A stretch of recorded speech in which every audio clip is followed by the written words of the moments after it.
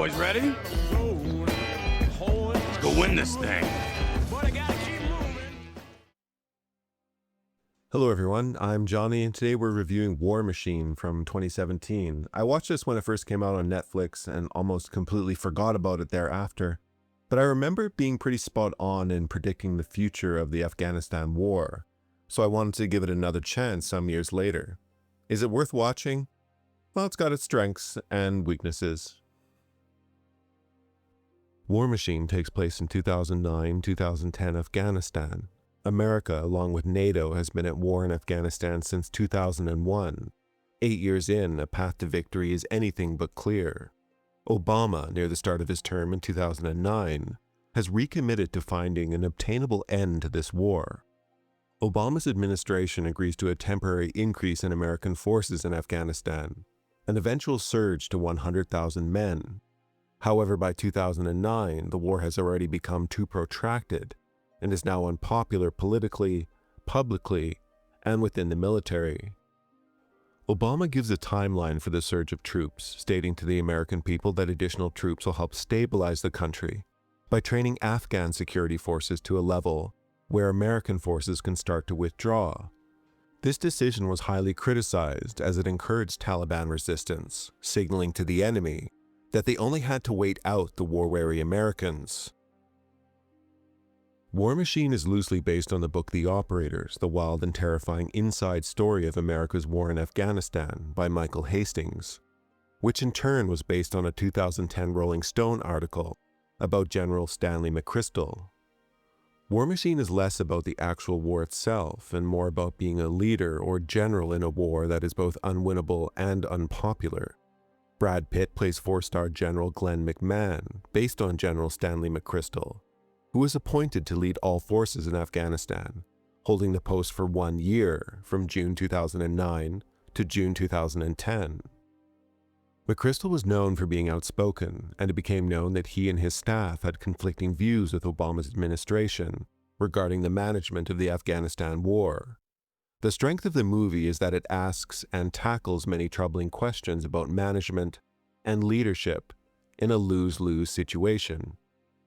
As a leader in Afghanistan, do you aim to win an unwinnable war? Do you simply try to protect your soldiers, knowing the war can't be won?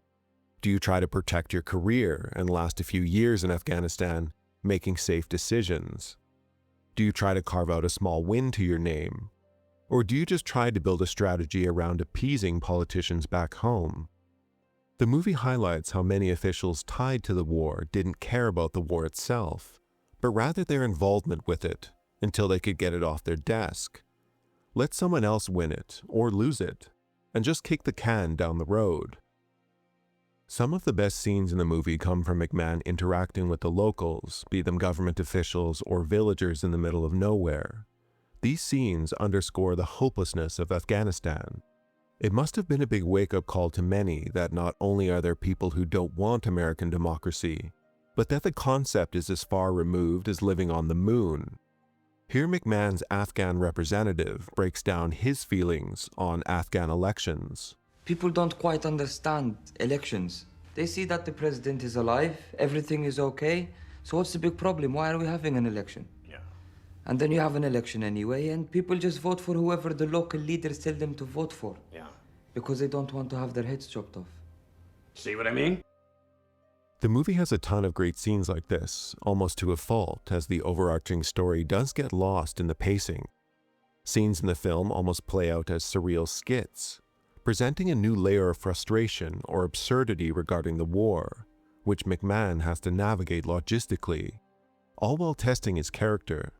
The movie highlights the sheer amount of bullshit that goes along with a protracted multinational war with no direction. The meaningless speeches, the overused platitudes, the countless hours of committee meetings where everyone has to hide their true feelings on the pointlessness of the war. Being the face of an unpopular war would have been brutal, and no doubt required a lot of acting, when your job is to provide confidence to your people.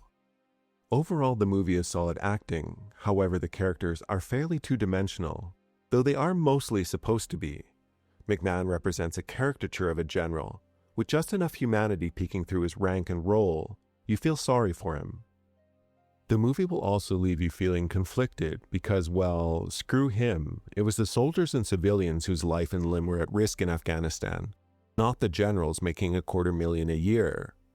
Fortunately, the movie does add this perspective with a few battle scenes, with Will Poulter playing a Marine sergeant. Ultimately, the movie is pretty original as it offers some perspectives never explored by other war movies. But this also might be why it wasn't a popular movie.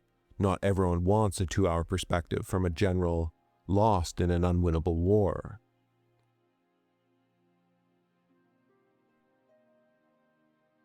Alright, I'm Johnny. Do check out War Machine, or not. Hopefully I was able to give some insight into the movie. I also appreciate that many people are still trying to forget about the Afghanistan war and that it ever happened. But I don't think we should do that either. People did die there. Anyway, if you want to support the channel, you know what to do. And most importantly, do take care and have a nice rest of your day.